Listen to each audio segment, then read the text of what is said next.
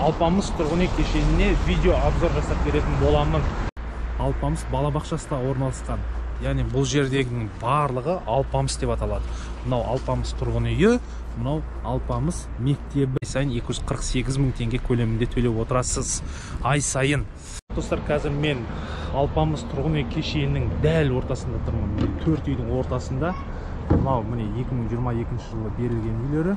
Ал мынау 2021 жылы берілген үйлер. Одан ажырамаңыздар, видеоны ары қарай толық көріңіздер.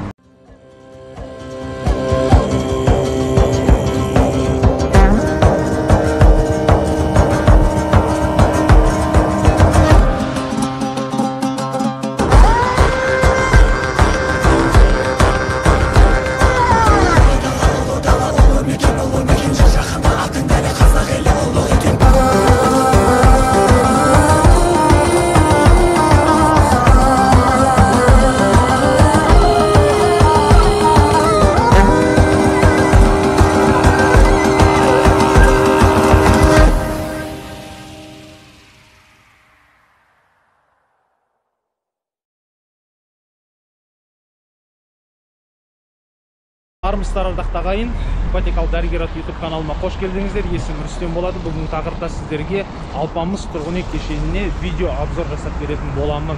Нысан қай жерде орналасқан, маңайында не бар, қандай мектеп бар, соның барлығын айтатын боламын. Және подъездеріне кіріп, бір площадкеде қанша пәтер бар, жалпы нысанды кім соқты, сондай ақпараттар болады. Каналдан ажырамаңыздар, видеоны ары қарай толық көріңіздер.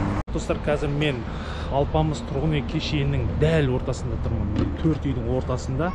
Мынау міне 2022 жылы берілген үйлері, ал мынау 2021 жылы берілген үйлері. Мына өзінің бір аллеясы сияқты, жаңағы кешқұрым ата-аналар балаларымен шығып бір қыдырып жүретіндей осындай кішігірім аллеясы бар. Қазір сіздермен бірге дворларына өтіп көреміз. Дворлар негізі жабық, өзінің паркингі бар. Мына екі нысан күншығыс жағында тұрған. 2021 4-ші кварталда берілген. Бұл жерде 500-ден астам пәтер сатылған. Ал мына екі нысан 2022 1-ші кварталда берілген болатын. Бұл жерде 600-ден астам пәтер бар. Екеуінде де өзінің паркингтері бар.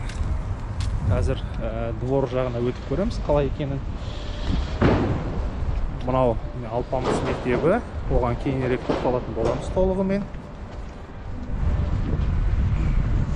Двор жаңа басында мен айтып өткендей жабық. Бұл жерде уже елдер тұрып жатыр. Көбісі негізі мындай айта кететін мәселе бар. Негізі көбісі ойлайды, осыны свой дом құрылыс компаниясы сатқан деп. Құрметті достар, сіздер қателесесіздер. Свой дом деген компания жоқ, құрылыс компаниясы. Мен сіздерге по секрету айтайын, ол деген жай ғана отдел продаж. Яғни құрылыс компанияларымен келісімшарт жасайды да, сол кісілердің үйлерін сатып береді. Негізі бұл үйді басқа құрылыс компаниясы сатқан, оны сіздерге кейінірек айтып беретін боламын.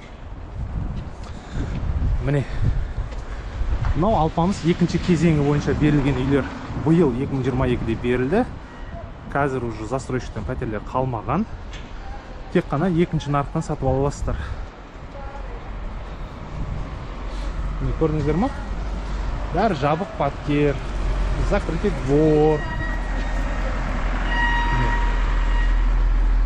Қазір міне 2-ші кезеңнен біз дворына кірдік. Міне, қараңыздар қалай, керемет жасалған. Негізі сыртқы қабырғалары қызыл кірпіштен соғылған, ішкі қабырғалары жаңағы перегородка дейді ғой, газоблоктан соғылған. Үйдің иелері уже үйдің кілттерін алып, өздерінің құрылыс жұмыстарын жасап, жаңағы черновоймен беріледі ғой, әрлеу жұмыстарын жасап кірісіп кеткен. 1-ші кезеңінде уже адамдар тұрып жатыр. 2-ші кезеңінде де құрылысын біткендер өздері тұрып жатыр. Міне, мында құрылыс нелері бар енді. Құрылыс жұмыстары жүріп жатыр ғой. Подъездер келесідей. Көрдіңіздер да? Мындай Алпамыс батырдың бейнесі орналасқан. Міне, қандай керемет да? Бір алаңда, яғни бір площадкеде 4 немесе 6 пәтер орналасқан екен, құрметті достар. Мына жерде мысалы 1, 2, 3 пәтер 1-ші этажда. Қазір 2-ші этажға көтеріліп көрейік қалай екен. өздеріңіз естіп жатқан кезде бұл жерде құрылыс жұмыстары жүріп жатыр. Пәтерлерін алған азаматтар жөндеу жұмыстары деген сияқты. Мында бір ерекше не екен мына. 1, 2, 3, 4, 5. Осындай қазіргі таңда нарықта, яғни вторичка дейміз ғой, вторичка сатылып жатқан пәтерлердің бағасы 20 миллион мен 90 миллионның арасында. 20 миллионға бұл жерде сіздер қазір бір бөлмелі пәтер алуға болады. 90 миллионға енді 4 бөлмелі алуға болады. Міне, осы Алпамыс тұрғын үй кешені орналасқан жері өте керемет, құрметті достар. Жан-жағында түгел спорт комплекс нысандары, мектебі де қасында, бірақ енді мектебі ақылы. Оған кейінірек тоқталатын боламыз. Қалталарыңыз көтеріп жатса, жаңа қалтаңызда артық ақшаңыз болса, балаңыз сол мектепке берсеңіз де болады. Қасында Назарбаев университеті орналасқан. Онда басында айтып өттім, көрсеттім сіздерге. Міне жалпы үйдің келбеті осы. Қазір мен дәл тұрғын үй кешенінің ортасында орналасқан аллеяда тұрмын. Кішігірім демалыс орны.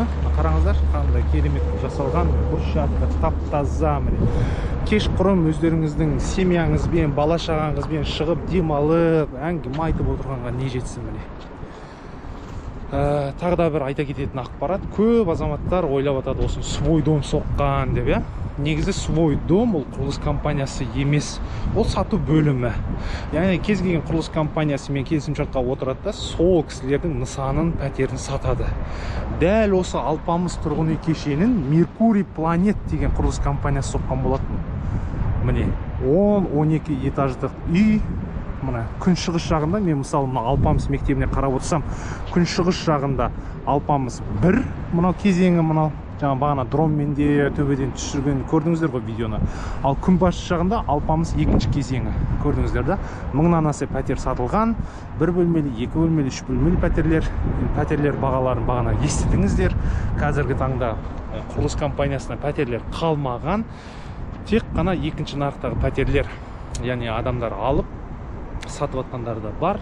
20 миллион мен 80 миллионның арасында 1 бөлмелі пәтер 20 миллион, 4 бөлмелі пәтер 80 миллионға алуға болады. Міне, қараңыздар. Аллея. Мына жағында Назарбаев университеті орналасқан. Мынау Ұлы Дала көшесі. Міне, құрметті достар. Қазір сіздерге жаңағы мектеп жайында айтатын болам ақпарат. Құрметті достар, Алпамыс тұрғын үй кешенінің қасында Алпамыс білім беру мектебі орналасқан. Бұл мектеп жайында айта кететін болсам, бұл мектеп жеке мектеп, мемлекеттік мектеп емес. Бұл мектепте оқу құны ақшамен белгіленген, яғни қалталарыңыздың көтергеніне байланысты 200 000 теңге. Егер балаңыз 1-ші сыныпқа барамын десе, вступительный взнос төлейсіз, балаңыз бұл мектепке қабылданады. Онан кейін ай сайын 248 000 теңге көлемінде төлеп отырасыз ай сайын. Оның ішіне жаңағы қосымша үйірмелер кіреді: шахмат, волейбол, баскетбол, футбол, робототехника, жаңағы би өнері деген сияқты басқа да үйірмелер бар. Қосымша домбыра, вокал, ән айту деген сияқты. Сонымен қатар бұл жерде тереңдетіліп оқылады. Бір сыныпта 19 баладан артық оқымайды. Орысша, қазақша оқыдады екен. Сонымен қатар оның сыртында жаңағы сіз бұл мектептің өзінің арнайы формасын алып отырасыз жыл сайын. Мектепте жаңағы охранасы да жақсы дамыған. Білім беру сапасы да жақсы деген, білмеймін, енді отзывтарын оқысам.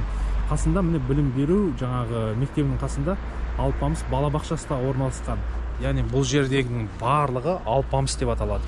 Мынау Алпамыс тұрғын үйі, мынау Алпамыс мектебі. Дәл осы мектептің арғы бетінде, яғни жаңағы Туран Қабанбай бойында Астана арена, Барыс арена, спорт кешендері орналасқан. Міне мынау күн батыс жағында Алпамыс 2-ші кезеңі, күншығыс жағында Алпамыс 1-ші кезеңі. Мына үйдің осы беті көрдіңіздер да. Мына жақта міне ЖК Научный, бұл күн батыс жағы, яғни бұл Туран даңғылы жағы, күн шығыс жағы бұл Қабанбай батыр. Ал былай тіке қарайтын болсақ, мына жақта жаңағы Ұлы Дала.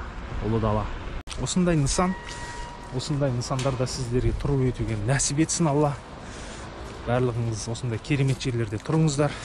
Бүгінгі видеоның мақсаты міне Астана қаласында қандай үйлер бар, қандай соғылып кеткен үйлер бар деген сияқты. Менің ипотекалық дәрігер атты YouTube каналыма жазылыңыздар.